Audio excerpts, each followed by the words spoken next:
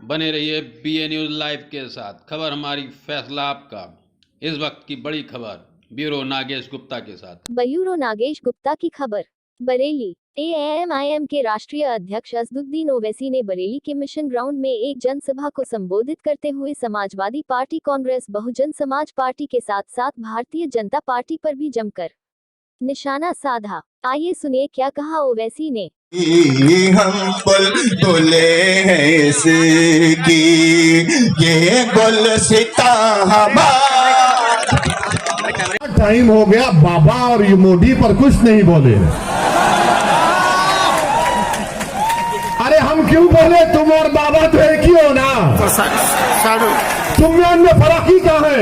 60 बना लीजिए। तुम में उनमें फर्क ही क्या है? अरे समाजवादी पार्टी के जिम्मेदारों, क्या मुलायम सिंह यादव साहब ने 2019 के लोकसभा के चुनाव से पहले मैं पार्लियामेंट में बैठा हुआ था, तमाम का वक्त मुतयन कर दिया, एक तमाम वक्त मुतयन कर दिया है और हम पर इल्जाम लगाते हैं। डरो अल्लाह से। सिर्फ इतना ही कहना चाहूंगा तुमसे। तुम बरेली में अमित शाह आए थे, गनीमत यहां पर निजाम की बात नहीं की, वरना हम राज की बात कर देते उनके सामने। क्या यहां पर आप लोगों का मुतालबा नहीं है कि एक बरेली का जो डिग्री कॉलेज है, पूरी बरेली की जनता इस बात का डिमांड और मुतालबा कर रही है कि यहां पर सुभाषगंज में एक बच्चियों के लिए अलहदा डिग्री कॉलेज बनाया जाए, बच्चों के लिए एक अलहदा डिग्री कॉलेज बनाया जाए। मगर अमित शाह, योगी और मोदी को डिग्री कॉलेज की फिक्र नहीं है, इनको सिर्फ हिंदुत्व की फिक्र है। यहां पर रबर फैक्ट्री, अब चुनाव हो गया तो सब दौड़ रहे, रबर फैक्ट्री खोल दी जाएगी, सरकार ले लेगी। यहां पर एम्स को खोलने की बात, मुतालबा कब से किया जा रहा है, इसका कोई जिक्र नहीं होता। थोड़ा सा यहां पर उत्तर प्रदेश में आप कितने लोग पेट्रोल डीजल की गाड़ी या मोटरसाइकिल चलाते हैं? आप लोग बहुत खुश है ना पेट्रोल डीजल की कीमतों से। हाँ है, चेहरे बता रहे हैं। मीडिया वाले तो नहीं बोलेंगे, बेचारों की नौकरी है। पहले इनके पास एक कैमरामैन होता था, तो इनके मालिकों ने कहा कि मोदी जी ने कैमरा की कीमत बढ़ा दी, महंगाई बहुत बढ़ गई, अब तुम रिपोर्टर भी और कैमरामैन भी, दोनों 2 in 1 करो काम। देखिए मुस्कुरा रहे हमारी बात पर। मुस्कुराना तुम्हारा इकरार है, हम जानते हैं। भैया सिर आ रहा है तो बस। पेट्रोल डीजल आसमानों को छू रहा है। सरस्वती ने विधानसभा में खड़े होकर कहा कि उत्तर प्रदेश की अनएम्प्लॉयमेंट रजिस्टर में 33 लाख नौजवानों के नाम है जिनको रोजगार की जरूरत है। झूठ पे झूठ, सिर्फ झूठ पे झूठ। बीजेपी सिर्फ हिंदुत्व के नाम पर इलेक्शन लड़ना चाहती है। बीजेपी मुसलमानों से नफरत और खौफ दिखाकर सत्ता को हासिल करना चाहती है।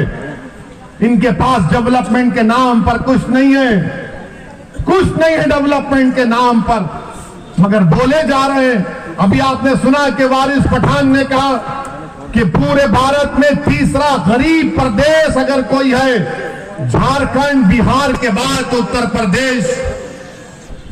मगर फिर भी विकास हुआ है। कहां का विकास हुआ है हमको नहीं मालूम। हाँ, विकास किसका हम जानते हैं, जो नफरत फैलाते उनका विकास हुआ है। जिन्होंने भारत के मुसलमानों का नरसंहार करने की बात की, उनका विकास हुआ है। जो भारत के संविधान को, अंबेडकर के बनाए हुए संविधान को अपने संविधान से संघी संविधान बनाना चाहते हैं, उनका विकास हुआ है।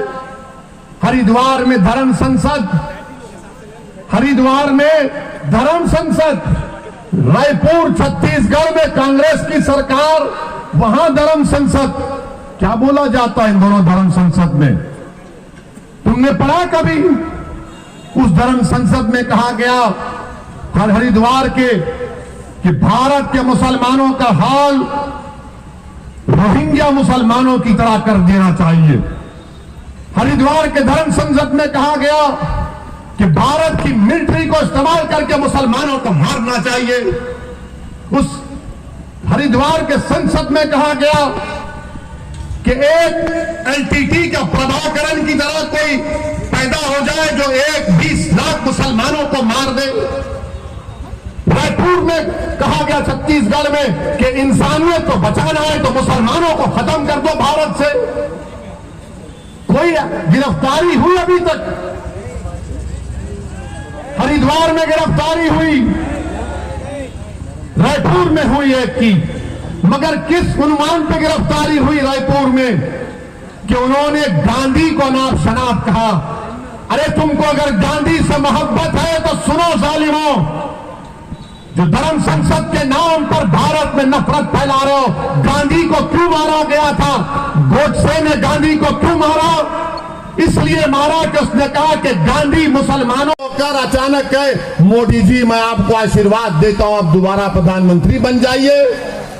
हम जब भी पूछे कांग्रेस के लोगों से, समाजवादी के लोगों से, देखो कौन बी टीम का काम कर रहा है, मुलायम सिंह बोलते हैं तो बोले नहीं बड़े बुजुर्ग हैं। अरे मेरे बुजुर्ग नहीं है मुलायम सिंह, उम्र में बड़े होंगे, मेरे बुजुर्ग नहीं है। तुम्हारे हो सकते तो तुम मानो, मैं नहीं मानता इनको, मैं किसी को नहीं मानता सिवाय अल्लाह के।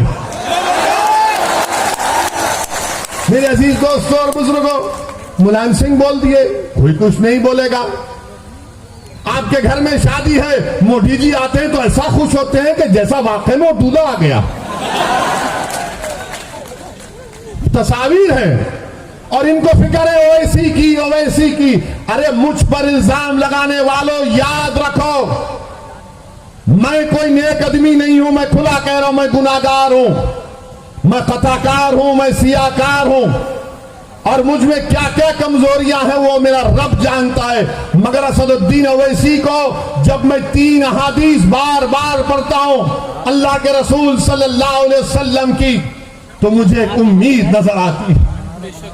पहली हदीस कि जब रसूलुल्लाह सल्लल्लाहु अलैहि वसल्लम ने फरमाया कि एक महिला थी, गुनाहगार थी, मगर जब उसने रास्ते में एक कुत्ते को देखा जो प्यासा था, वो गुनाहों में लुत्फुत थी, मगर उसने उस कुत्ते को अपने कपड़े पल्लो डालकर अपनी जूती से पानी निकालकर उस कुत्ते की प्यास बुझाई, तो आका सल्लल्लाहु अलैहि वसल्लम ने फरमाया कि वो जन्नत में जाएगी। दूसरी हदीस हजरत अनस रज़ियल्लाहु ताला अन्हु रिवायत करते हैं कि एक साहबी ने आकर पूछा, या रसूलल्लाह सल्लल्लाहु अलैहि वसल्लम क़यामत कब आएगी? रहमतुल्लाह अलमीन कमली वाले ने पूछा तूने उसके लिए क्या तैयारी की? तो कहा ज्यादा आमाल नहीं है, हसनात नहीं है, ज्यादा ज़कात सदक़ात नहीं है, मगर मैं आपसे बेइंतहा मोहब्बत करता हूं। तो आका ने फरमाया कि तू मेरे साथ होगा।